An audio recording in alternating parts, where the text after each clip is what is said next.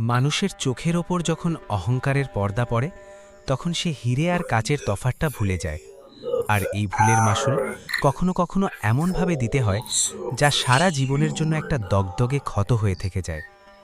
Shiny ঝকঝকে পোশাক কি clothes, আর মানুষের can আসল they পরিচয় really ঢাকতে cover a পারে? person's true? ধুলোমাখা জুতোর ভেতরেও এমন এক শক্ত ভিত লুকিয়ে থাকতে পারে যার একটা ধাক্কায় বড় বড় প্রাসাদও কেঁপে ওঠে। ২০২৫ সালের নভেম্বরের সেই রাত, কনকনে শীতটা আজও যেন আমার ফুসফুসে আটকে আছে। কলকাতার রাস্তায় তখন হালকা কুয়াশা নামতে শুরু করেছে। পার্ক স্ট্রিটের বিশাল বিশাল অট্টালিকাগুলো আলোয় এমনভাবে ঝলমল করছিল যেন শহরের অন্ধকার গলি আর গরিব মানুষগুলোকে নিয়ে প্রকাশ্যেই উপহাস করছে। দ্য রয়্যাল ক্রাউন হোটেলের বাইরে সারিবদ্ধভাবে দাঁড়িয়ে থাকা বিএমডব্লিউ, মার্সিডিজ আর চকচকে এসইউভিগুলোর গা থেকে ঠিকরে বেরোচ্ছিল টাকার দম্ভ। আর সেই জৌলুসের ঠিক মাঝখানেই দাঁড়িয়েছিলাম আমি, আরিয়ান। গায়ে একটা পুরনো রংজলা জ্যাকেট, হাতে ফুড ডেলিভারির ব্যাগ, যেটার চেন গত কয়েক মাস ধরে অন্তত ৩ জায়গায় ছেঁড়া। রাতের হাওয়াটা শুধু যে ঠান্ডাই ছিল তা নয়, বাতাসে মিশেছিল বিলাসিতার এক অদ্ভুত অহংকার। হোটেলের ভেতর থেকে ভেসে আসছিল হাসি, গান আর দামি কাচের গ্লাসে চুমুক দেওয়ার টুংটাং শব্দ। দরজার কাছে দাঁড়িয়ে নিজের হাত দুটোর দিকে তাকালাম একবার।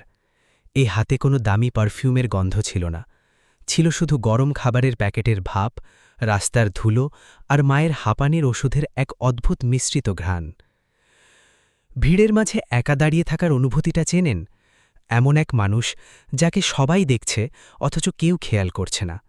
মানুষ যাকে স্রেফ তার পোশাক দিয়ে মাপছে, অথচ তার ভেতরে চলা নিঃশব্দ যুদ্ধটা কারোর চোখে পড়ছে না। শ্যামবাজারের একটা সরু গলিতে আমার বাড়ি। সেখানে আমার মা, শান্তি দেবী, তখনও হয়তো আমার জন্য জেগেছিলেন। কাশি সামলাতে সামলাতে বারবার ঘড়ির দিকে তাকিয়ে হয়তো ভাবছিলেন ছেলেটা কিছু খেলো কিনা। সারাদিন ক্লাস, তারপর রাত পর্যন্ত এই ডেলিভারির কাজ। প্রতিদিন নিজেকে শুধু একটাই কথা বলতাম, দারিদ্র্য আমার বর্তমান পরিস্থিতি হতে পারে, কিন্তু এটাই আমার পরিচয় নয়। সেই রাতে হোটেলের সামনে দাঁড়িয়ে আমি ঘুণাক্ষরেও জানতাম না একটু পরেই আমার এই বিশ্বাসের সবচেয়ে বড় পরীক্ষাটা হতে চলেছে। তবে পার্ক স্ট্রিটের ওই রাতের গল্পটা হোটেলের দরজা থেকে শুরু হয়নি। বারুদ বিছানোর কাজটা শুরু হয়েছিল কয়েক সপ্তাহ আগে বেঙ্গল ইনস্টিটিউট অফ ম্যানেজমেন্টের এক শান্ত দুপুরে। কলকাতার রোদ তখন বেশ হালকা, বাতাসে সবে শীতের শিরশিরানি। ক্লাসরুমের ভেতরটা গিজগিজ করছিল দামি পারফিউম, সদ্য কেনা ম্যাকবুক আর লেটেস্ট আইফোনের গন্ধ আর জাঁকজমকে। আমি সবসময়ের মতো শেষ সারির একদম কোণের সিটটায় বসেছিলাম। ওটাই আমার চেনা জায়গা। ওখান থেকে সামনের সব কিছু স্পষ্ট দেখা যায়, অথচ পৃথিবীর নজর আপনার উপর সবচেয়ে কম পড়ে। এই কলেজের প্রায় সবাই বড় ঘরের ছেলেপুলে। কেউ বাবার ফ্যাক্টরির গল্প করছে, কেউ নতুন গাড়ির, তো কেউ উইকেন্ডে ব্যাংকক উড়ে যাবার প্ল্যান ভাবছে। আমি শুধু আমার পুরনো ব্যাগ, সস্তা খাতা আর চুপ থাকা স্বভাব নিয়ে ওদের মাঝে বসে থাকতাম। সেদিন প্রফেসর আদিতি শর্মা বোর্ডে একটা প্রশ্ন লিখলেন। বড় বড় ফুড ডেলিভারি কোম্পানিগুলো যখন ছোট দোকানদারদের কাছ থেকে মাত্রাতিরিক্ত কমিশন নিতে শুরু করে এবং একই সঙ্গে ডেলিভারি কর্মীদের আয়ও কমিয়ে দেয়, তখন সেই বিজনেস মডেল আদতে দীর্ঘস্থায়ী হতে পারে? গোটা ক্লাসে একটা হালকা ফিসফাস শুরু হলো। ঠিক তখনই বিন্দুমাত্র দ্বিধা না করে হাত তুলল রিয়া সিংহানিয়া। রিয়াকে এই ক্যাম্পাসের সবাই চেনে। শহরের অন্যতম বড় রিয়েল এস্টেট বিল্ডার বিক্রম সিংহানিয়ার মেয়ে। সে যখন করিডোর দিয়ে হাঁটত, মনে হতো তার পেছনে শুধু তার বন্ধুরাই নয়, তার বাবার ব্যাংক ব্যালেন্সটাও যেন হেঁটে চলেছে। রিয়া সিট ছেড়ে উঠে দাঁড়াল। গলার স্বরে বিন্দুমাত্র জড়তা নেই, বরং উপচে করছে আত্মবিশ্বাস আর তীক্ষ্ণতা। ম্যাম, বিজনেস কোনো ইমোশন দিয়ে চলে না। রিয়া সোজা চোখে তাকাল। যাকে মার্কেটে টিকে থাকতে হবে তাকে নিয়ম মানতেই হবে। সে ছোট দোকানদার হোক বা ডেলিভারি কর্মী, তাদের বুঝতে হবে যে বড় কোম্পানিগুলো তাদের একটা প্ল্যাটফর্ম দিচ্ছে। তারা যদি সেই সুযোগের দাম দিতে না পারে, তবে মার্কেট অন্য কাউকে তাদের জায়গাটা দিয়ে দেবে। সিম্পল। ওর বন্ধুরা সঙ্গে সঙ্গে মাথা নেড়ে সাই দিল। কেউ কেউ আবার দামি পেন দিয়ে টেবিলে টোকা মেরে বোঝালো যে এটাই ধ্রুব সত্য। সিদ্ধান্ত হয়ে গেছে। আমি নিজের সিটে চুপচাপ বসেছিলাম, কিন্তু আমার চোখের সামনে ভেসে উঠল কলেজ স্ট্রিটের কেশব কাকার মুখ। রাস্তার একপাশে ছোট একটা চা আর জলখাবারের দোকান কাকার। রোজ সকালে দোকান খোলার আগে মানুষটা রাস্তায় জল ছেটান, হাত জোড় করে ভগবানকে প্রণাম করেন, তারপর কড়াই চড়ান। কাকার হাতের তালুতে সারাক্ষণ পোড়া তেলের গন্ধ, আর চোখে থাকে অদ্ভুত এক সততা। আমি নিজের চোখে দেখেছি, ডেলিভারি অ্যাপগুলোর কমিশন যেদিন বেড়ে গেল, সেদিন কাকা অনেক রাত পর্যন্ত দোকানের ঝাঁপ অর্ধেক নামিয়ে হিসেব কষছিলেন। একটা সিঙ্গাড়ার দাম আর কত বাড়াবেন? সয়াবিন তেলের বদলে কি সস্তা পাম তেল কিনবেন? ঠিকা কাজ করা ছেলেটার পুরো টাকাটা কিভাবে মেটাবেন? আর এত কিছুর পরও কাস্টমারকে কিভাবে বলবেন যে খাবারের মান একই আছে? রিয়াদের মতো মানুষের বইয়ের পাতায় কেশব কাকারা কখনো কেস স্টাডি হন না, কিন্তু এই শহরের আসল খিদেটা মেটে ওই মানুষগুলোর হাতের তৈরি খাবারেই। আর কেউ কিছু বলতে চাও? প্রফেসর অদিতি ক্লাসের দিকে তাকালেন। আমার বুকের ভেতরটা একটু ঢিপ ঢিপ করছিল। গরিব মানুষের সত্যি কথা বলার আগে 10 বার ভাবতে হয়, কারণ এই সমাজে গরিবের স্পষ্ট কথাকে খুব সহজেই বেয়াদবি তকমা দিয়ে দেওয়া হয়। তবুও আমি ধীরে ধীরে সিট ছেড়ে দাঁড়ালাম। গোটা ক্লাস আমার দিকে ঘুরে তাকাল। কয়েকজনের চোখে বিস্ময়, আর বাকিদের ঠোঁটের কোণে সেই চেনা অবজ্ঞার হাসি, যে হাসিটা ধনীদের ঠোঁটে তখনই ফোটে যখন কোনো নিচুতলার মানুষ মুখ খোলে। ম্যাম, গলাটা প্রথমে একটু কেঁপে গেলেও পরমুহূর্তেই নিজেকে সামলে নিলাম। ম্যাম, রিয়ার কথাগুলো এসি অফিসের বোর্ডরুমে বসে শুনতে খুব লজিক্যাল লাগতে পারে, কিন্তু রাস্তায় নেমে দেখলে বাস্তবটা এতটা সহজ নয়। একটা ছোট দোকানদার যখন প্রতি অর্ডারে তার লাভের বিশাল অংশ কোম্পানিকে দিয়ে দিতে বাধ্য হয়, তখন তার কাছে দুটো রাস্তাই খোলা থাকে। হয় সে দাম বাড়াবে, নয়তো খাবারের কোয়ালিটি কমাবে। দুটোতেই আসলে কাস্টমারের ক্ষতি, আর বহু বছর ধরে তৈরি হওয়া বিশ্বাসটার মৃত্যু হয়। আমি একটু থামলাম। নজর ঘুরিয়ে দেখলাম পুরো ক্লাস পিনপতন শান্ত। আমি আবার শুরু করলাম।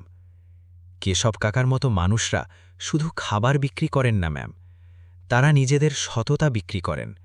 সততা বাঁচিয়ে রাখাই যদি বিলাসিতা হয়ে দাঁড়ায়, তখন সেটা আর ব্যবসা থাকে না, স্রেফ টিকে থাকার লড়াই হয়ে যায়। আর ওই ডেলিভারি করা ছেলেটি, সে তো কোনো অ্যালগোরিদম নয়।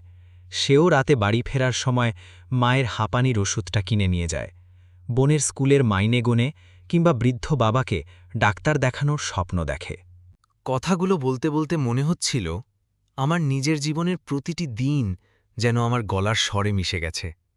শেষ লাইনটা আমি খুব শান্ত অথচ দৃঢ়ভাবে বললাম, প্রফিট করাটা কখনোই ভুল নয়, কিন্তু যেই প্রফিট একজন পরিশ্রমী মানুষের ঘরের থালাটা ছোট করে দেয়, সেই প্রফিট অন্তত দীর্ঘমেয়াদে কোনো আশীর্বাদ বয়ে আনে না।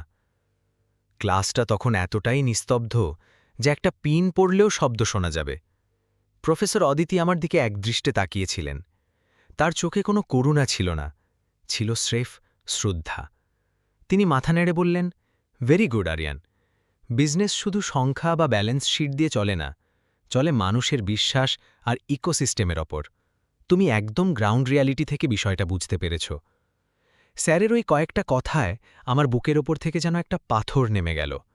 জীবনের ওই প্রথমবার মনে হল আমার এতদিনের চুপ করে থাকাটা অন্তত আজ বৃথা যায়নি।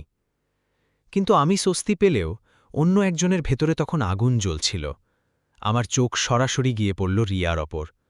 ওর মুখে কোনো হাসি নেই, হাতের দামি কলমটা এত শক্ত করে চেপে ধরেছিল যে আঙুলের ডগাগুলো সাদা হয়ে গেছে, চোখে মুখে রাগের স্পষ্ট ছাপ। পরে বুঝেছিলাম, কিছু মানুষের কাছে ভুল প্রমাণিত হওয়ার চেয়েও বড় অপমান হল এমন কারো কাছে ভুল প্রমাণিত হওয়া যাকে তারা ধর্তব্যের মধ্যেই আনে না। সেদিন ওই ক্লাসরুমে রিয়ার অহংকারে যে ধাক্কাটা লেগেছিল, তার চরম পরিণতি অপেক্ষা করছিল পার্ক স্ট্রিটের ওই কনকনে শীতের রাতে।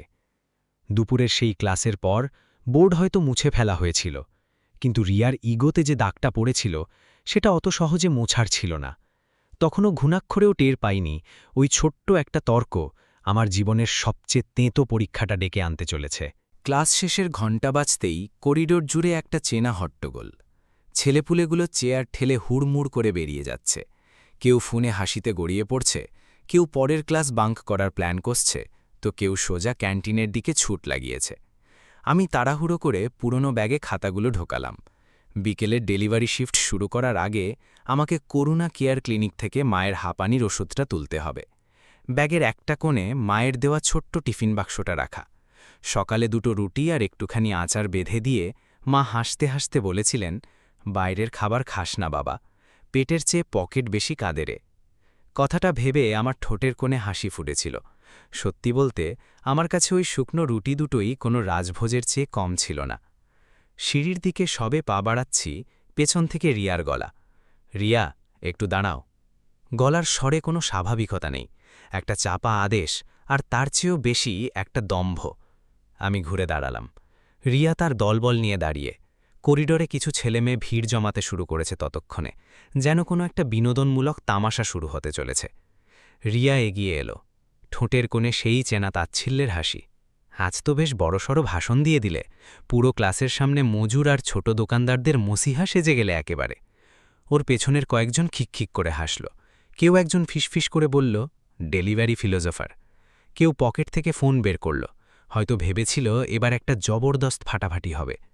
আমি গলার স্বর শান্ত রেখেই বললাম, আমি শুধু সেটুকুই বলেছি যা আমি নিজে চোখে দেখেছি। রিয়ার হাসিটা এবার আরও হিমশীতল হয়ে গেল। দেখেছ? তুমি কি দেখেছ আরিয়ান? 2-4টে গলিতে বাইক ছুটিয়ে খাবার পৌঁছে দিয়ে তোমার মনে হচ্ছে তুমি বিজনেস বুঝে গেছ? শোনো, তোমাদের মতো লোকগুলো সিস্টেমের স্রেফ একটা কার্ড, তোমরা সিস্টেম তৈরি করার কেউ নও। কথাগুলো সোজাসুজি এসে বিঁধল বুকে, কিন্তু আমি মুখ ফুটে কিছু বললাম না। রিয়া আরও একটু এগিয়ে এসে বলল, নিজের জায়গাটা মনে রাখা উচিত তোমার। সবার স্টেজে দাঁড়িয়ে জ্ঞান দেওয়ার অধিকার সবার থাকে না। ঠিক সেই মুহূর্তেই পেছন থেকে ভিড়ের মধ্যে কে একটা হালকা ধাক্কা দিল আমাকে, আর আমার ব্যাগের ঢিলে হয়ে যাওয়া পাশের পকেট থেকে টিফিন বাক্সটা ছিটকে পড়ল মেঝেতে।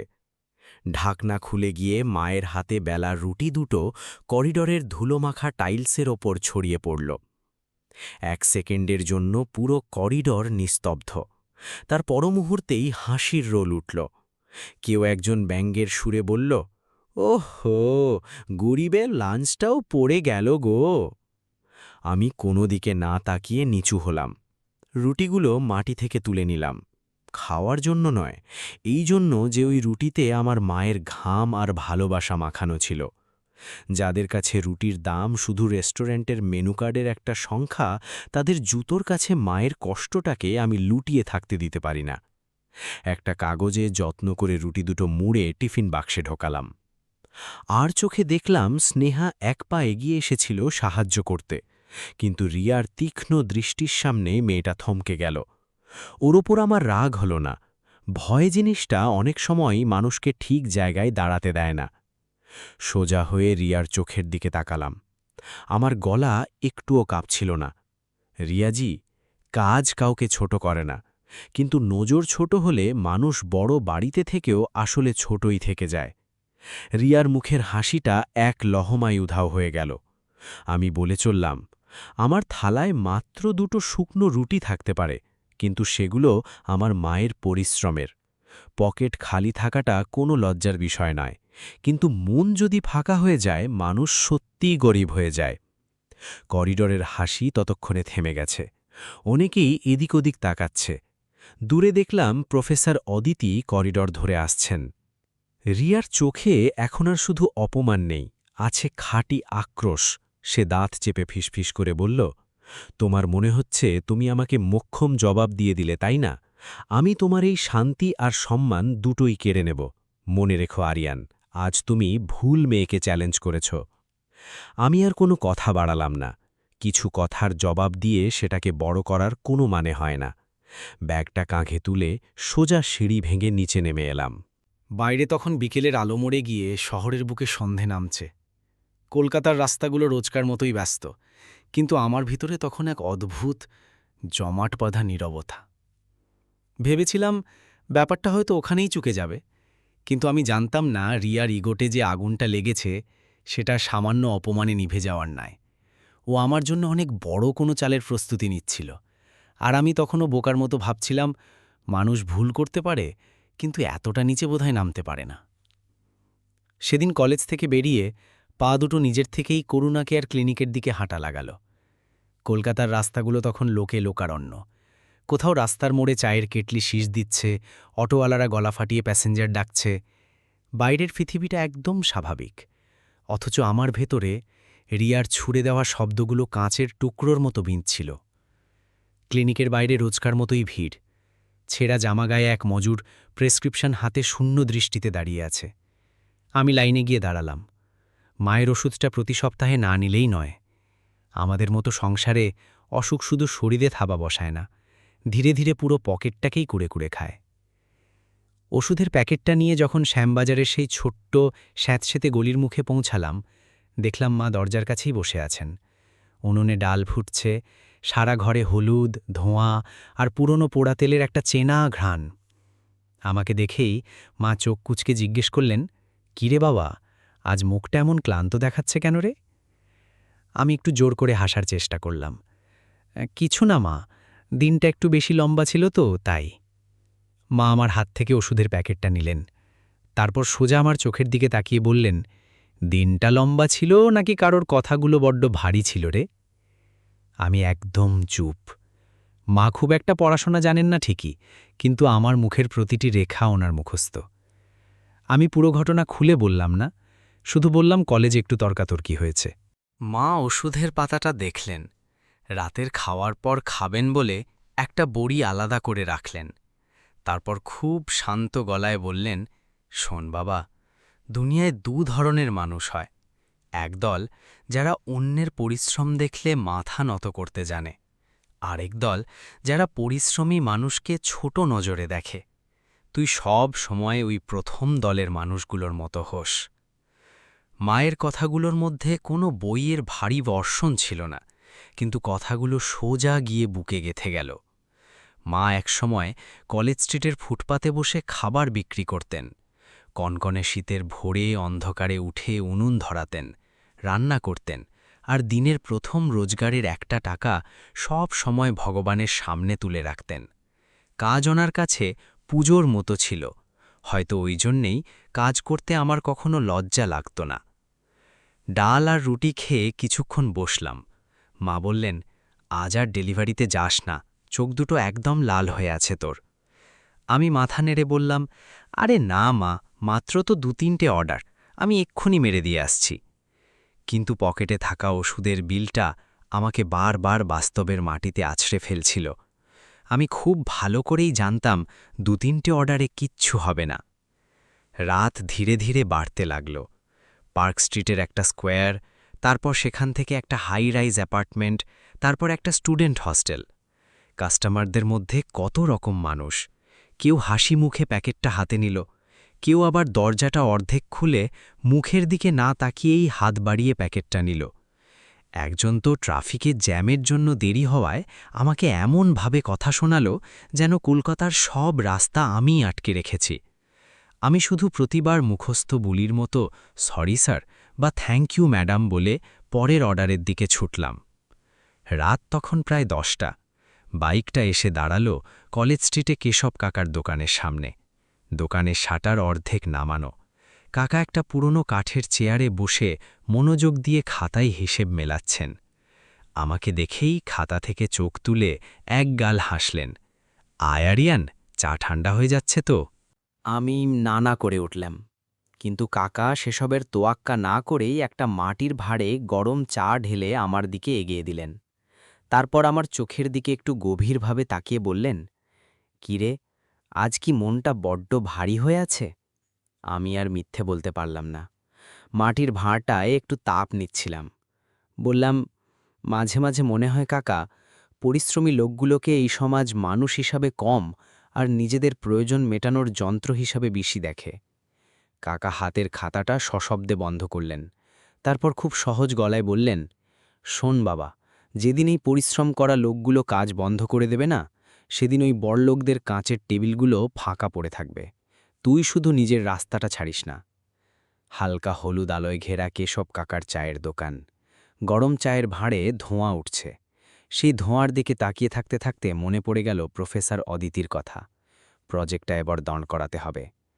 বাড়ি ফিরেই পুরনো ল্যাপটপটা খুললাম। স্ক্রিনের এক কোণে মাকড়সার জালের মতো ফাটল, কিবোর্ডের এন্টার বোতামটা ঢিলে হয়ে গেছে। তবুও এটাই আমার কাছে গোটা দুনিয়ার সবচেয়ে বড় জানলা। একটা নতুন ওয়ার্ড ফাইল খুললাম। তারপর টাইপ করতে শুরু করলাম কাকার দোকানের কথা, রাজুর মতো ডেলিভারি বয়দের হাড়ভাঙা খাটুনি আর শহরের ছোটখাটো খাবার বিক্রেতাদের রোজকার বেঁচে থাকার লড়াইয়ের গল্প। এটা আর শুধু একটা কলেজের অ্যাসাইনমেন্ট ছিল না, এটা ছিল ওই মানুষগুলোর কণ্ঠস্বর যাদের এই শহর রোজ দেখে অথচ কখনো চেনার চেষ্টা করে না। সেদিন রাতে ঘুম আসতে দেরি হলো। মাঝে মধ্যেই পাশের ঘর থেকে মায়ের কাশির আওয়াজ ঘেঁষে আসছিল।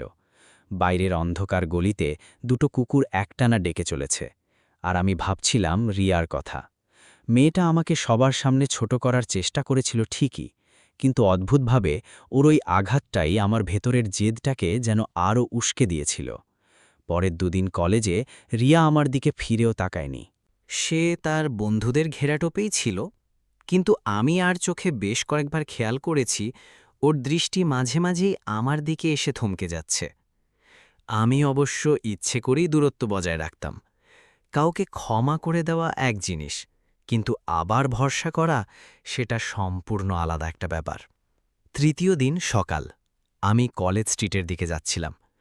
মা সকালে বলেছিলেন ওষুধ খাওয়ার আগে একটু গরম কিছু খাবেন, তাই কাকার দোকানের সামনে দাঁড়িয়ে কচুরি আর জিলিপি প্যাক করাচ্ছিলাম। শীতের ঠান্ডা হাওয়ায় চায়ের ভাপ উপরে উঠছে, কড়াইয়ে ভাজা কচুরির গন্ধে চারপাশ মম করছে। দোকানদারদের হাঁকডাকে আস্তে আস্তে আড়মোড়া ভাঙছে কলকাতা। হঠাৎ পেছন থেকে একটা মৃদু গলা ভেসে এলো, আরিয়ান, আমি কি 2 মিনিট কথা বলতে পারি? ঘুরে তাকালাম। রিয়া দাঁড়িয়ে আছে, একা। আজ ওর পেছনে সেই চেলাচামুণ্ডের দল নেই, মুখে সেই তাচ্ছিল্যের হাসি বা দেখনদারি ভাবটাও নেই। হাতে ওর সেই দামি আইফোন, কিন্তু আঙুলগুলো অস্থিরভাবে ফোনের কভারটা চেপে ধরে আছে। আমি চুপ করে রইলাম। হয়তো আমার এই নীরবতাই ওকে কথা বলার সাহসটুকু দিল। সেদিন করিডোরে আমি যা বলেছিলাম সেটা খুব ভুল ছিল। আমার ওইভাবে কথা বলা উচিত হয়নি। আমি সোজাসুজি ওর চোখের দিকে তাকালাম। এই কথাটা আপনি আমাকে বলছেন নাকি নিজের গিল্ট কাটানোর জন্য বলছেন? রিয়া আমার দিকে হতভম্ব হয়ে তাকিয়ে রইল। হয়তো ও আশাই করেনি যে আমি এমন সোজা সাপটা একটা প্রশ্ন ছুড়ে দেব। কয়েক মুহূর্ত পর ও চোখ নামিয়ে নিল। হয়তো দুটোর জন্যই, ও ধীরে ধীরে বলল। ছোটবেলা থেকে বাড়িতে এটাই শিখে এসেছি যে যে মাথা নিচু করে সেই আসলে হারে। কিন্তু সেদিন জানি না কেন তোমার কথাগুলো আমার মাথা থেকে কিছুতেই নামছিল না। আমি মন দিয়ে ওর মুখটা পড়ছিলাম। সেখানে অনুশোচনা লুকিয়ে আছে নাকি পুরোটাই নিখুঁত অভিনয় ঠিক বুঝতে পারছিলাম না। তবে ওর গলায় সেই চেনা দম্ভটা ছিল না। ঠিক সেই সময় কেশব কাকা কিছু না জিজ্ঞেস করেই দুটো মাটির ভাঁড়ে চা এগিয়ে দিলেন। শুধু মুখে বললেন, ঠান্ডা সকালে কথাগুলো গরম চায়ের সাথেই হওয়া ভালো বাবা। রিয়া একটু ইতস্তত করে দুহাতে মাটির ভাঁড়টা ধরল। ওর মতো মানুষের এসব রাস্তার চায়ের অভ্যেস নেই সেটা বেশ বোঝা যাচ্ছিল। খুব সাবধানে একটা ছোট্ট চুমুক দিয়েও বলল, চাটা তো বেশ ভালো। আমি বললাম, রাস্তার ধারের জিনিসের দাম কম হতে পারে, কিন্তু খাঁটি হয়। রিয়া কিছুক্ষণ চুপ করে রইল, তারপর গলাটা একটু ছেড়ে বলল, প্রফেসর অদিতি তোমার প্রজেক্টের কথা বলছিলেন। তোমার যদি আপত্তি না থাকে আমি প্রেজেন্টেশনে হেল্প করতে পারি। আমি ডিজাইন আর ডেটাগুলো গুছিয়ে দিতে পারি। আমি চট করে গলে যাওয়ার পাত্র নই। শান্ত গলায় বললাম, প্রজেক্টটা কোনো প্রফেসরকে ইমপ্রেস করার জন্য বানাচ্ছি না, এটা ওই মানুষগুলোর জন্যে যাদের কথা সচরাচর কেউ শোনে না। রিয়া খুব দ্রুত বলে উঠল, আমি জানি। আমি বললাম, আমি আপনাকে ক্ষমা করে দিতে পারি রিয়াজি, কিন্তু ভরসা সেটা একদিনে আসে না। ঠিক সেই সময় রাস্তার উল্টো দিক থেকে মাকে আসতে দেখলাম। মা রিয়াকে দেখে একটু অবাক হলেন, তারপর ওই অমায়িক হাসিটা হেসে বললেন, মা, এই ঠান্ডার মধ্যে দাঁড়িয়ে আছো কেন? কিছু খেয়ে নাও। রিয়া যেন আকাশ থেকে পড়ল। যে ছেলেটাকে সে পুরো কলেজের সামনে অপমান করেছিল, সেই ছেলের মা তাকে মা বলে ডাকছেন।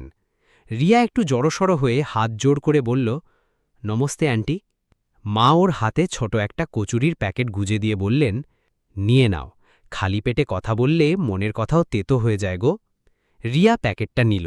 আমি স্পষ্ট দেখলাম কয়েক মুহূর্তের জন্যে ওর চোখ দুটো চিকচিক করে উঠল। সেদিন আমি ওর জন্যে আমার মনের দরজা পুরোপুরি খুলে দিইনি, শুধু দরজার ছিটকিনিটা একটু আলগা করে দিয়েছিলাম। তখন তো বুঝিনি ওই ছোট্ট শিথিলতাই ভবিষ্যতে আমার সবচেয়ে বড় ভুলের কারণ হয়ে দাঁড়াবে। ওই দিনের পর আমাদের সম্পর্কের সমীকরণটা বদলাতে শুরু করল। আমি এটাকে ঠিক বন্ধুত্ব বলতাম না, কারণ বন্ধুত্বের ভিত হলো ভরসা, আর আমার মনে তখনও সেই ভরসায় বীজ পুরোপুরি পোতা হয়নি। কিন্তু রিয়াকে আর আগের মতো অচেনা মনে হতো না।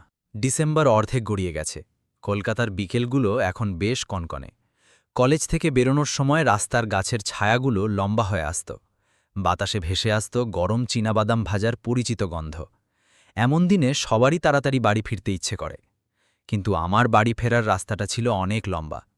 ডেলিভারি, মায়ের ওষুধ, কেশব কাকার দোকান সব সেরে তারপর এখন যোগ হয়েছে প্রজেক্টের কাজ। রিয়া প্রায়ই অবাক হয়ে জিজ্ঞেস করত, তুমি এত কিছু একা হাতে ম্যানেজ করো কি করে আরিয়ান? আমি হেসে বলতাম, অভ্যাস হয়ে গেলে মুশকিলগুলোকেও রুটিন বলে মনে হয়। এক সংজ্ঞায় ও হঠাৎ জিজ্ঞেস করল, তোমার কখনো রাগ হয় না, এই যে এত মানুষ তোমাকে জাজ করে, ছোট মনে করে? আমি শান্ত গলায় বললাম, রাগ তো হয়ই, কিন্তু সেই রাগটাকে বুকে পুষে রাখলে কাজটা কে করবে বলো? রিয়া অনেকক্ষণ আমার চোখের দিকে তাকিয়েছিল। সেই দৃষ্টির পেছনে নিছকই দয়া ছিল নাকি কোনো সূক্ষ্ম জাল বিছানো ছিল, সেটা বোঝার ক্ষমতা আমার তখনও তৈরি হয়নি। হয়তো মানুষ যখন ক্লান্ত থাকে তখন তার সন্দেহ করার শক্তিটাও একটু কমে আসে। আমরা রোজ প্রজেক্ট নিয়ে একসঙ্গে বসতে লাগলাম। রিয়া স্লাইডের রং ঠিক করত, নিখুঁত চার্ট বানাত, ডেটা সাজাত, আর আমি আমার ফিল্ড নোট থেকে ইনপুট দিতাম। কতজন ডেলিভারি বয় ওভারটাইম করে, কত ছোট দোকানদার অ্যাপের কমিশনের চাপে পিষ্ট। রিয়া মন দিয়ে শুনত, মাঝে মাঝে একটা প্রশ্ন করত। আমার মনে হতে লাগল মেয়েটা হয়তো বদলে যাচ্ছে, কিন্তু আমি ঘুণাক্ষরেও জানতাম না আমার এই বিশ্বাসী ভবিষ্যতে আমার সবচেয়ে বড় ভুলের কারণ হয়ে দাঁড়াবে। একদিনও আমার ডেলিভারি রুট সম্পর্কে জানতে চাইল। আমি ওকে সব বললাম, রাতে কোন এলাকার রাস্তা ফাঁকা থাকে, কোন হাই রাইজ অ্যাপার্টমেন্টের সিকিউরিটি গার্ডরা অকারণে দাঁড় করিয়ে রাখে, কোথায় কাস্টমাররা একটা ধন্যবাদ না বলেই মুখের ওপর দরজা বন্ধ করে দেয়, সব। রিয়া একটা দীর্ঘশ্বাস ফেলে বলল, বিশ্বাস করো, আমার আগে কখনো মনেই হয়নি যে একটা ফুড অ্যাপের পেছনে এতগুলো মানুষের রক্ত জল করা পরিশ্রম লুকিয়ে আছে।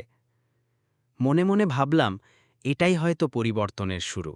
ধীরে ধীরে আমি ওর সামনে একটু রিল্যাক্সড হতে লাগলাম। ও মায়ের কথা জিজ্ঞেস করলে আমি মায়ের লড়াইয়ের গল্প শোনাতাম, কাকার কথা উঠলে কাকার পুরনো মজার ঘটনাগুলো বলে ওকে হাসাতাম। আশ্চর্যের বিষয় হলো, রিয়া নিজেও মাঝে মাঝে খুব সাদামাটা পোশাক পরে কলেজে আসতে শুরু করল। আমি জানতাম বড়লোকের মেয়েরা রাতারাতি পাল্টে যায় না, তবুও ওর এই চেষ্টার মধ্যে আমি একটা সততা দেখতে পাচ্ছিলাম। আমার ভেতরে খুব সন্তর্পণে একটা ছোট্ট আশা জন্ম নিতে শুরু করেছিল। আমি সেটাকে চট করে ভালোবাসা নাম দিতে চাইনি। আমাদের মতো ছেলেদের মুখে এই শব্দগুলো মানায় না। আমাদের সংসারে ইমোশন জিনিসটা উনুনে বসানো ডালের মতো খুব ধীমে আঁচে সেদ্ধ হয়। কিন্তু এটা সত্যি যে ওর মেসেজ, খাবার খেয়েছ, দেখে আমার সারাদিনের ক্লান্তি নিমেষে উধাও হয়ে যেত, আর ঠোঁটের কোণে একটা বোকা বোকা হাসি ফুটে উঠত। এরই মাঝে আমি ডেলিভারির কয়েকটা এক্সট্রা শিফট নিতে শুরু করলাম। রিয়ার জন্মদিন আসছিল। আমি কোনো দামি গিফট কিনতে চাইনি, আমার সেই সামর্থ্যও ছিল না। আমি এমন কিছু দিতে চেয়েছিলাম যার মধ্যে কোনো দেখনদারি নেই, আছে শুধু একটা আন্তরিক ছোঁয়া। এক সন্ধে সোজা চলে গেলাম নিউ মার্কেটের কাছে একটা পুরনো বাজারে। সেখানে এক বৃদ্ধ কারিগর বসে হাতে বোনা রুমাল বিক্রি করছিলেন। সাদা কাপড়ের ওপর হালকা নীল সুতো দিয়ে নিখুঁত একটা লতাপাতার কাজ করা। রুমালটা দেখেই আমার মনে হলো এটা রিয়াল পছন্দ হবে। জিনিসটা খুব দামি ছিল না ঠিকই, কিন্তু এর মধ্যে কোনো মেশিনের তাড়াহুড়ো ছিল না, ছিল একজন মানুষের ধৈর্য আর নিখুঁত শিল্প। আমি রুমালটা কিনে নিলাম। পরের দিন কলেজে গিয়ে বেশ কিছুটা ইতস্তত করেই সেই ছোট প্যাকেটটা রিয়ার দিকে এগিয়ে দিলাম। বললাম, খুব বিশেষ কিছু নয়, দেখে ভালো লাগলো তাই ভাবলাম হয়তো আপনার পছন্দ হবে। রিয়া প্যাকেটটা খুলল। রুমালটা দেখেই ওর ঠোঁটে একটা হাসি ফুটে উঠল। It's beautiful Aryan. সেই মুহূর্তে মনে হলো আমার এতদিনের সব ক্লান্তি যেন ওই একটা হাসিতে ধুয়ে মুছে গেল। সামর্থ্যের বাইরে গিয়ে কেনা একটা ছোট জিনিস যখন কেউ এত সাদরে গ্রহণ করে, তখন উপহারদাতার মনটা সত্যি অদ্ভুত এক তৃপ্তিতে ভরে ওঠে। কিন্তু সেই দুপুরেই আমার এই স্বস্তির বুদবুদটা ফেটে গেল। লাইব্রেরি থেকে ফিরছিলাম, হঠাৎ পেছনের করিডর থেকে রিয়ার হাসির আওয়াজ কানে এলো। কি একজন ওর হাত থেকে ওই রুমালটা নিয়ে ব্যঙ্গ করে বলল, আউ so cute, middle class romance একেবারে। রিয়া প্রথমে কিছু বলল না, তারপর রুমালটা আঙুলে ঘোরাতে ঘোরাতে অবলিয়াই বলল, আরে ছাড় না, প্রজেক্টের ওই ইমোশনাল অ্যাঙ্গেলটা তো মেনটেন করতে হবে, তাই না? ওর গলার স্বর খুব একটা জোরালো ছিল না, কিন্তু প্রতিটি শব্দ তীরের মতো এসে বিঁধল আমার কানে। স্নেহা সেখানেই দাঁড়িয়েছিল। হঠাৎ ওর চোখ পড়ল আমার ওপর। আমি কোনো শব্দ না করে ধীরে ধীরে পিছন ফিরে হাঁটা শুরু করলাম। সেদিন জীবনে প্রথমবার উপলব্ধি করলাম, সবসময় মানুষ ভেঙে টুকরো টুকরো হয় না, কখনো কখনো শুধু নিজের ভেতর আরও বেশি চুপ হয়ে যায়। সেই দুপুরের পর আমার ভেতরে একটা সূক্ষ্ম পরিবর্তন ঘটে গিয়েছিল। বাইরে থেকে আমাকে আগের মতোই দেখাচ্ছিল, রোজকার মতো ক্লাস করতাম, প্রজেক্টের কাজ করতাম, ডেলিভারি শিফট সামলাতাম। কিন্তু রিয়ার সামনে এখন আমার হাসিটা আর আগের মতো প্রাণবন্ত ছিল না। আমি ওর সাথে কথা বলতাম ঠিকই, কিন্তু নিজের মনের দরজাটা আবার সন্তর্পণে বন্ধ করে দিয়েছিলাম। আমি কারোর দিকে তাকালাম না। ব্যাগ থেকে একটা গাঢ় নীল রঙের ছোট প্লাস্টিক কার্ড বের করলাম। সেটা খুব একটা চকচকে ছিল না কোনো বড় কমার্শিয়াল ব্যাংকের লোগো। শুধু মাঝখানে রূপলি রং দিয়ে তৈরি একটা পুরনো প্রতীক ছিল, দুটো হাত, যার মাঝখানে একটা প্রদীপ জ্বলছে। আর নিচে খুব ছোট অক্ষরে লেখা ছিল, Chowdhury welfare trust, authorised family delegate. আমি কার্ডটা বিল ফোল্ডারের ওপর রাখলাম আর ওয়েটারের দিকে এগিয়ে দিয়ে স্বাভাবিক গলায় বললাম, ভাই সাহেব, পেমেন্টটা এটা দিয়ে করে নিন। ওয়েটার প্রথমে কার্ডটাকে খুব সাধারণভাবেই নিয়েছিল, কিন্তু যেই তার নজর ওই রূপলি প্রতীকের ওপর পড়ল, মুহূর্তের মধ্যে তার মুখের চেহারা বদলে গেল। সে কার্ডটা এমনভাবে দুহাতে ধরল যেন হঠাৎ করে তাকে এই ব্রহ্মাণ্ডের সবচেয়ে দামি কোনো হিরে সঁপে দেওয়া হয়েছে। সে অবিশ্বাসের দৃষ্টিতে একবার আমার দিকে তাকাল, তারপর কার্ডটার দিকে, এবং কোনো কথা না বলে প্রায় দৌড়ে ভেতরের দিকে চলে গেল। রিয়া চোখ ঘোরাল। ড্রামা তো ভালোই করছো, এবার কি ওয়েটারও তোমার স্ক্রিপ্টে অ্যাক্টিং করবে নাকি? কিন্তু এবার আর কেউ প্রাণ খুলে হাসার সাহস পেল না। ওয়েটারের ওই কুকড়ে যাওয়া ভঙ্গিটা কেন জানি কারোরই আর অভিনয় মনে হচ্ছিল না। হলঘরে মাত্র কয়েক মিনিট কেটেছিল ঠিকই, কিন্তু সেই সময়টুকু যেন থমকে গিয়েছিল। ব্যাকগ্রাউন্ড মিউজিকটা কখন যেন বন্ধ হয়ে গেছে। আমার সামনে বসা ওই ঝকঝকে ছেলেমেয়েগুলো এখন আর আগের মতো বাঁকা চোখে তাকাচ্ছিল না, বরং তাদের চোখে মুখে দানা বাঁধছিল এক গভীর বিভ্রান্তি। ঠিক তখনই হোটেলের ভেতরের দিক থেকে একজন প্রৌঢ় ম্যানেজারকে প্রায় ছুটতে ছুটতে এগিয়ে আসতে দেখা গেল। ওনার পেছনে আরও দুজন সিনিয়র স্টাফ। ম্যানেজারের মুখে সেই পেশাদার মেকি হাসিটা ছিল না, তার বদলে সেখানে ছিল আতঙ্ক, শ্রদ্ধা আর চূড়ান্ত সতর্কতা। তিনি সরাসরি আমার সামনে এসে থামলেন, তারপর সবার সামনে হালকা মাথা নত করে নিচু অথচ স্পষ্ট গলায় বললেন, আরিয়ান সাহেব, আমরা আগে জানতাম না যে আপনি আজ এখানে উপস্থিত আছেন। যদি আমাদের পক্ষ থেকে কোনো ত্রুটি হয়ে থাকে তবে প্লিজ ক্ষমা করবেন। পুরো টেবিলে তখন এমন নিস্তব্ধতা নেমে এলো যে পাশের জানলার বাইরের বাতাসের শব্দও শোনা যাচ্ছিল। রিয়া চেয়ারটা আঁকড়ে ধরে সামনে ঝুঁকে প্রায় চিৎকার করে উঠল, এক্সকিউজ মি, আপনি একে সাহেব কেন বলছেন? ম্যানেজার খুব ধীর স্থিরভাবে রিয়ার দিকে একবার তাকালেন। তার গলায় এখন আর কোনো বিনয় নেই, বরং আছে কঠোর গাম্ভীর্য। ম্যাডাম, এটি চৌধুরী ওয়েলফেয়ার ট্রাস্টের অথরাইজড ডেলিগেট কার্ড। আমাদের এই পুরো হোটেল গ্রুপে ওই ট্রাস্টের ফাউন্ডিং স্টেক রয়েছে। এই কার্ডটি দুনিয়ার খুব সীমিত সংখ্যক মানুষ ব্যবহার করার অধিকার রাখেন। পেছন থেকে কেউ একজন কাঁপা গলায় জিজ্ঞেস করল, তার মানে? ম্যানেজার সরাসরি উত্তর না দিয়ে আমার দিকে তাকিয়ে বললেন, স্যার, বিল তো একটা নিশ্চিত আনুষ্ঠানিকতা মাত্র। আপনি চাইলেই পুরো অ্যামাউন্টটা গেস্ট অ্যাকাউন্টে অ্যাডজাস্ট করে দেওয়া যেতে পারে। আমি প্রথমবার মাথা উঁচু করে ম্যানেজারের চোখের দিকে তাকালাম। না, যা খাওয়া হয়েছে তার দাম অবশ্যই দেওয়া হবে। কোনো শ্রমিকের পরিশ্রমের খাবার আমি বিনামূল্যে খাই না। ম্যানেজার তৎক্ষণাৎ মাথা নওয়ালেন, আপনি যেমনটা বলবেন স্যার। আমি আরও বললাম, আর সার্ভিস স্টাফদের জন্য আলাদা করে একটা গ্র্যাচুইটি যোগ করে দেবেন। আজ রাতে তারা নিজেদের ডিউটি পালন করেছেন। কারো সস্তা জেদ বা নোংরা খেলায় তাদের প্রাপ্য লোকসান হওয়া উচিত নয়। কথাটা বলার সময় আমার নজর গেল সেই ওয়েটারটির ওপর, যে একটু দূরে কুকড়ে দাঁড়িয়েছিল। সে হয়তো এখনও বিশ্বাস করতে পারছিল না যে যাকে কিছুক্ষণ আগে সবাই মিলে জ্যান্ত পুড়িয়ে মারার চেষ্টা করছিল, সেই ছেলেটি এখন তার সম্মানের কথা বলছে। তার চোখ দুটো কৃতজ্ঞতায় ভিজে উঠল। সে ধীরে ধীরে মাথা নত করল। পেমেন্ট মেশিন আনা হলো। ম্যানেজার খুব সাবধানে কার্ডটা ট্যাপ করলেন। স্ক্রিনে টাকার অঙ্কটা ভেসে উঠল। আমি প্রথমবার বিলটার দিকে তাকালাম। সংখ্যাটা সত্যিই অনেক বড় ছিল, এত বড় যে আমাদের বাড়িতে ওই টাকায় অনেকগুলো মাস মায়ের ওষুধ, ঘর ভাড়া আর রেশন অনায়াসে চলে যেত। এক মুহূর্তের জন্য আমার ভেতরে একটা হাহাকার উঠল। কত সহজে কিছু মানুষ এক রাতে সেই টাকা উড়িয়ে দেয়, যে টাকার জন্য অন্য একদল মানুষ মাসের পর মাস হাড় ভাঙা লড়াই করে বেঁচে থাকে। মেশিন থেকে একটা হালকা বিপ শব্দ হলো, পেমেন্ট অ্যাপ্রুভড। ওই ছোট্ট শব্দটা ছিল যেন সেই হলঘরে বসা প্রত্যেকটা মানুষের গালে একটা সপাটে চড়। কেউ কোনো কথা বলছিল না। ক্যামেরা ধরা ফোনগুলো একে একে নিচে নেমে গেল। রিয়ার মুখটা এখন ছাইয়ের মতো সাদা। সে আর আমার চোখের দিকে তাকাতে পারছিল না। ম্যানেজার কার্ডটা 2 হাতে ধরে সসম্মানে আমাকে ফেরত দিলেন। আমি সেটা আবার সেই পুরনো জরাজীর্ণ মানি ব্যাগটাতে রাখলাম, যে ব্যাগটাকে নিয়ে কিছুক্ষণ আগেও এই লোকগুলো উপহাস করছিল। রিয়া খুব নিচু স্বরে, প্রায় ফুপিয়ে উঠল, আরিয়ান, তুমি আগে জানাওনি কেন আমাদের? আমি ওর দিকে তাকালাম। মনে অনেক কথা ছিল, কিন্তু ঘৃণা যখন চূড়ান্তে পৌঁছায় তখন ভাষা হারিয়ে যায়। আমি শুধু বললাম, কারণ আমি চেয়েছিলাম লোকে আমাকে নাম বা বংশ দিয়ে নয়, আমার কাজ দিয়ে চিনুক। আর আজ হাতে নাতে দেখলাম, নাম আর টাকা সরিয়ে নিলে তোমরা আসলে মানুষকে মানুষ বলেও মনে করো না।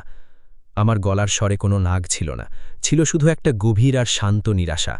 আমি চেয়ার ছেড়ে উঠে দাঁড়ালাম।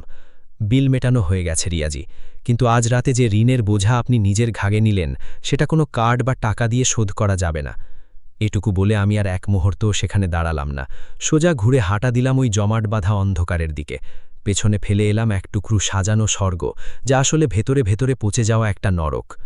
পেছনের সেই বিশাল হলঘরটা তখনও আলোয় ঝলমল করছিল ঠিকই, কিন্তু সেই আলোকসজ্জায় আর কোনো আভিজাত্য বা উজ্জ্বল্য অবশিষ্ট ছিল না। চারিদিকের সেই তীব্র আলো এখন কেবল এক নগ্ন সত্যকে বিদ্রূপ করছিল। আমি দরজার দিকে পা বাড়ালাম। আমার পথ আটকানোর সাহস বা ইচ্ছে কারো ছিল না। হয়তো ওই ঘরে উপস্থিত মানুষগুলো জীবনের এই প্রথমবারের মতো বুঝতে পেরেছিল যে সম্মান কোনো জোর করে আদায় করার বস্তু নয়, বরং এটা মানুষের বেঁচে থাকার ধরন আর চরিত্রের গভীরতা দিয়ে অর্জিত হয়। আমি যেই হলঘর থেকে বেরোতে যাব, অমনি পেছন থেকে ম্যানেজারের কণ্ঠস্বর ভেসে উঠল, স্যার, এক মুহূর্ত। আমি থেমে গেলাম, কিন্তু ঘুরে তাকালাম না। সারাদিনের এত অপমান আর সং দেখার পর আমার ভেতরে আর কোনো নাটকীয়তা সহ্য করার মতো এক বিন্দু শক্তিও অবশিষ্ট ছিল না। তবুও ম্যানেজারের গলায় এমন এক অদ্ভুত মায়া আর গভীর নম্রতা ছিল যে আমি পা দুটোর ওপর নিয়ন্ত্রণ হারিয়ে থমকে দাঁড়াতে বাধ্য হলাম। ম্যানেজার ধীর পায়ে আমার কাছে এগিয়ে এলেন। অতি সন্তর্পে, যেন কোনো পবিত্র মন্ত্র উচ্চারণ করছেন, সেভাবে বললেন, আরিয়ান সাহেব, আপনার দাদু স্বর্গীয় সূর্যনারায়ণ চৌধুরী মহাশয় আমাদের এই গ্রুপের অন্যতম ফাউন্ডিং ট্রাস্টি ছিলেন। তার নামেই আজও অগণিত হাসপাতাল, গরিবের অন্নছত্র আর ক্ষুদ্র ব্যবসায়ীদের সহায়তা প্রোগ্রাম চলে। আমাদের ওপর কড়া নির্দেশ ছিল যে আপনি নিজে থেকে না চাইলে আপনার এই পরিচয় যেন ঘুণাক্ষরেও কেউ জানতে না পারে। ম্যানেজারের কথাগুলো শেষ হতেই পেছনে দাঁড়িয়ে থাকা মানুষগুলোর মধ্যে যেন এক বিদ্যুতের ঝিলিক খেলে গেল। এক অদ্ভুত চাঞ্চল্য ছড়িয়ে পড়ল চারদিকে। যে মানুষগুলো কয়েক মুহূর্ত আগেও আমাকে স্রেফ একটা তুচ্ছ উপহাসের পাত্র মনে করছিল, তারা এখন একে অপরের মরা মুখের দিকে তাকাচ্ছিল। কারো হাতে দামি স্মার্টফোনটা তখনও ধরা ছিল, কিন্তু তার স্ক্রিনটা এখন লজ্জায় মাটির দিকে ঝুঁকে পড়েছে। কারো চোখে রাজ্যের ভয়, কারো চোখে গাঢ় লজ্জা, আর কারো মুখে সেই অস্থিরতা যা কেবল তখনই ফুটে ওঠে যখন মানুষ বুঝতে পারে যে সে কোনো সাধারণ মানুষকে নয়, বরং নিজের নোংরা চিন্তাধারাকেই শ্রেষ্ঠ ভেবে ভুল করে ফেলেছে। রিয়া তার দামি চেয়ারটা ছেড়ে কাঁপতে কাঁপতে উঠে দাঁড়াল। দেখলাম তার পা দুটো টলছে। খুব ক্ষীণ স্বরে সে জিজ্ঞেস করল, তার মানে তুমি সত্যিই চৌধুরী ফ্যামিলির ছিলে? আমি স্থির দৃষ্টিতে তার দিকে তাকালাম। রিয়ার চোখে সেই পুরনো দম্ভটা আর নেই, সব পুড়ে ছাই হয়ে গেছে। কিন্তু এটা দেখে আমার মনে কোনো জয়ের আনন্দ হলো না। কারো অহংকার যখন চুরমার হয়ে যায়, তখন বাইরে থেকে হয়তো কোনো শব্দ হয় না, কিন্তু ভেতরের সবটা তছনছ হয়ে যায়। আমি খুব শান্ত গলায় বললাম, নামে হয়তো আমি চৌধুরী, কিন্তু জীবনটা কি আর নামের উপর চলে? যা কিছু শিখেছি তা ওই মাটির মানুষ শান্তি দেবীর কাছ থেকেই শিখেছি। ম্যানেজার এবার কথাটি এগিয়ে নিয়ে বললেন, সূর্যনারায়ণজি চেয়েছিলেন আরিয়ান সাহেব যেন উত্তরাধিকার পাওয়ার আগে মাটির কাছাকাছি থাকা মানুষের যন্ত্রণাগুলো অনুভব করতে শেখেন। তিনি সবসময় বলতেন, ভবিষ্যতে যাকে হাজার হাজার মানুষের ভাগ্য নিয়ে সিদ্ধান্ত নিতে হবে, তাকে আগে মানুষের ক্লান্তি, পেটের ক্ষুধা আর বুক ফাটা ভয় চিনতে হবে। তাই দীর্ঘ সময় তাকে এক সাধারণ ডেলিভারি বয়ের জীবনে রাখা হয়েছিল। পুরো ফ্যামিলি ট্রাস্টের তত্ত্বাবধানে থাকলেও তার দৈনন্দিন সংগ্রামের মাঝে আমরা কেউ হস্তক্ষেপ করিনি। এসব শুনে হলঘরের বাতাসে যেন এক অদ্ভুত নিস্তব্ধতা নেমে এলো। ওই তথাকথিত শিক্ষিত মানুষগুলোর কাছে হয়তো এটা বড়ই অবাস্তব মনে হচ্ছিল যে অঢেল সম্পদের মাঝে জন্ম নিয়ে কোনো মানুষ ধুলোবালি, ঘাম আর খিঞ্জি গলিকে কেন স্বেচ্ছায় আপন করে নেবে। কিন্তু আমার কাছে এটা কোনো শখ বা বিলাসিতা ছিল না, এটাই ছিল আমার মানুষ হয়ে বেড়ে ওঠা। আমার মা শান্তিদেবী আমাকে কোনোদিন উত্তরাধিকারী বলে ডাকেননি। তিনি সবসময় বলতেন, বাবা, আগে খাঁটি মানুষ হ, বাকি নাম আর পরিচয় তো তোর পেছনে পেছনে এমনিতেই আসবে। রিয়া এবার কাঁপতে কাঁপতে চিৎকার করে উঠল, আমি আমি তোমার মায়ের সামনেও অভিনয় করেছি। তার এই কথাটা শোনার সাথে সাথে আমার চোখের সামনে মায়ের সেই মমতাময়ী মুখটা ভেসে উঠল। সেই হাড় কাঁপানো ঠান্ডা সকাল, তার সেই বয়সের ভারে কাঁপা হাত, আর রিয়াকে অতি আদরে বেড়ে দেওয়া সেই খাবার। বুকের ভেতরটা হু হু করে উঠল আমার। আমি বললাম, মা তোমাকে মা বলে ডেকেছিলেন কারণ তিনি মানুষের পকেট দেখে নয়, হৃদয় দেখে সম্মান করতে জানেন, অথচ তুমি সেই বিশ্বাসটাকেও স্রেফ একটা খেলা মনে করলে।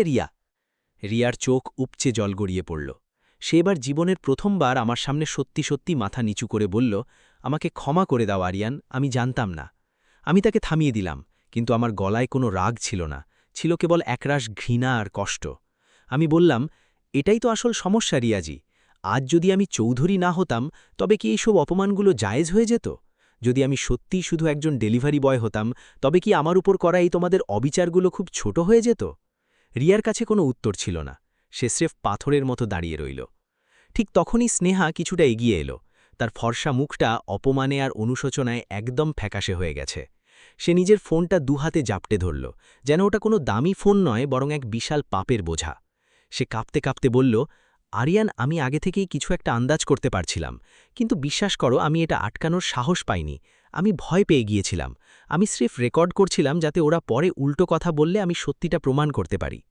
আমি তার দিকে তাকিয়ে খুব বিষণ্ণ হেসে বললাম, সত্যি বাঁচানোর আগে তো ভুলটাকে থামানো দরকার ছিল স্নেহা। I'm really sorry. আমি দেখলাম তার চোখে ভয়ের চেয়ে অনুশোচনাই বেশি। আমি আবার বললাম, ভুল শুধু সে একাই করে না যে আঘাত দেয়, যে নীরব থেকে সেই আঘাত সয়ে নেয় বা দেখে, সেও কিন্তু সমান অপরাধী। স্নেহা মাথা নিচু করে নিল, তার গাল বেয়ে জল গড়িয়ে পড়তে লাগল। রিয়া এখন পুরোপুরি একা হয়ে মাঝখানে দাঁড়িয়েছিল। তার আশেপাশে সেই তথাকথিত বন্ধুরা তখন স্রেফ দর্শক। যারা কিছুক্ষণ আগে তাকে উস্কানি দিচ্ছিল, তারা এখন এক এক করে আড়ালে চলে যাচ্ছে। এটাই এই দামি সমাজের সবচেয়ে কুৎসিত সত্য। হাততালি দেওয়ার জন্য মানুষের অভাব হয় না, কিন্তু দুঃসময়ে হাত ধরার মতো কোনো মানুষ মেলে না। আমি শেষবারের মতো সেই সাজানো ঘরটার দিকে তাকালাম। সেই দামি ফুলের সুগন্ধ, ঝকঝকে ঝাড়বাটি আর সুসজ্জিত টেবিল সবই আগের মতোই ছিল, কিন্তু আমার চোখে সেই জায়গাটা এখন কেবল এক অন্ধকার শ্মশান ছাড়া আর কিছু নয়। আমি খুব ধীর গলায় বললাম, আমি এখানে কারো কাছে প্রতিশোধ নিতে আসিনি, আমি এসেছিলাম বিশ্বাস নিয়ে। আফসোস, আজকের এই ডিনারের বিলের চেয়েও সস্তা হয়ে গেল সেই বিশ্বাসটা। এইটুকু বলে আমি বাইরের খোলা আকাশের নিচে পা বাড়ালাম। পেছনে পড়ে রইল এক গা শিউড়ে ওঠা নিস্তব্ধতা, আর সেই নিস্তব্ধতায় রিয়া হয়তো প্রথমবার নিজের আত্মার চিৎকার শুনতে পাচ্ছিল। হোটেলের বাইরে পা রাখতেই রাতের সেই ঝোড়ো ঠান্ডা হাওয়া আমার মুখে ঝাপটা দিল। ভেতরের কৃত্রিম আলো আর মিথ্যা সব সম্পর্ক পেছনে ফেলে আমি বেরিয়ে এলাম। গেটের সামনে ফ্যামিলি ট্রাস্টের সেই কালো রাজকীয় গাড়িটা দাঁড়িয়েছিল, কিন্তু আমি তখনই তাতে উঠলাম না। পকেট থেকে ফোনটা বের করে মাকে কল করলাম। ওপাশ থেকে সেই অতি চেনা ঘুম জড়ানো কণ্ঠস্বর ভেসে উঠল, বাবা, খেয়েছিস? এই একটা মাত্র প্রশ্নে আমার শক্ত মনটা যেন গলে জল হয়ে গেল। চোখের কোণে জমা হওয়া জলটা কোনোমতে সামলে নিয়ে বললাম, হ্যাঁ মা, খেয়েছি, পেট ভরে খেয়েছি, তুমি ওষুধ খেয়ে শুয়ে পড়ো। মা শুধু বললেন, তাড়াতাড়ি ফিরিস বাবা। দুনিয়া মানুষকে যত বড় বড় খেতাব দিক না কেন, মায়ের কাছে সে চিরকাল সেই ছোট খোকাই থেকে যায়। গাড়িতে ওঠার ঠিক আগ মুহূর্তে আমার নজর পড়ল সেই উপহারটার ওপর, যেটা আমি ভেতরে টেবিলের ওপর ফেলে এসেছি, সেই সস্তা কিন্তু দরদ দিয়ে বানানো ডায়েরিটা। পরে স্নেহা আমাকে বলেছিল যে রিয়া ওটা খুলে পড়েছিল। প্রথম পাতায় আমি লিখেছিলাম, ঈশ্বর করুন কেউ যেন তোমাকে কোনোদিন তোমার রূপ বা টাকার জন্য নয়, বরং তোমার মনের জন্য ভালোবাসে, আর তুমিও যেন কাউকে তার অবস্থার আগে তার মন দিয়ে চিনতে শেখো। পরের দিন সকালটা আবার সেই পরিচিত কলেজ স্ট্রিটেই শুরু হলো। কাকা দোকান খুলছেন, রাজু সেই একই উদ্যমে ডেলিভারির জন্য সাইকেল ছুটাচ্ছে, আর মা আমার জন্য মাটির ভাড়ে করে গরম ধোঁয়ানো ওঠা চা নিয়ে বসে আছেন। শহরটা বদলায়নি, বদলে গেছে আমার ভেতরের জগৎ। আমি বুঝে গেছি যে সম্মান অন্যের হাততালিতে জন্মায় না, এটা নিজের কাজের সততা থেকে আসে। জীবন আমাদের রোজ শেখায় যে কোনো মানুষকে তার পোশাক বা ব্যাংক ব্যালেন্স দিয়ে বিচার করতে নেই। অনেক সময় ওই ছেঁড়া জামা পরা হাতের ভেতরেও সবচেয়ে পরিষ্কার নিয়ত লুকিয়ে থাকে, আর ঝকঝকে স্যুটবুট পরা মানুষের অন্তরে থাকে কেবল শূন্যতা। আরিয়ান আমাদের এক মহাশিক্ষা দিয়ে গেল, চুপ থাকা মানেই সবসময় দুর্বলতা নয়, কখনো নীরবতাই সবথেকে বড় শক্তি। মায়ের শিক্ষা আর সংস্কারই তার আসল জয়। রিয়ার মতো মানুষের ভুল আর স্নেহার মতো মানুষের নীরবতা আমাদের শেখায় যে নিয়ত যদি পরিষ্কার থাকে তবে কোনো অপমানী মানুষকে সত্যিকারের অর্থে হারাতে পারে না। পরিবার কেবল রক্তের বন্ধন নয়, পরিবার হলো সেই বিশ্বাসের নাম যেখানে দুনিয়ার সব ক্লান্তি এক মুহূর্তের আলিঙ্গনে ধুয়ে মুছে সাফ হয়ে যায়। আপনারা কি কখনো পরিস্থিতির কারণে নিজেকে ছোট মনে করেছেন? নিচে কমেন্টে অবশ্যই লিখুন। কাহিনী মন ছুঁয়ে গেলে লাইক দিন, চ্যানেল সাবস্ক্রাইব করুন এবং এমনই সত্য অনুভূতির কাহিনীর জন্য আমাদের সাথে যুক্ত থাকুন।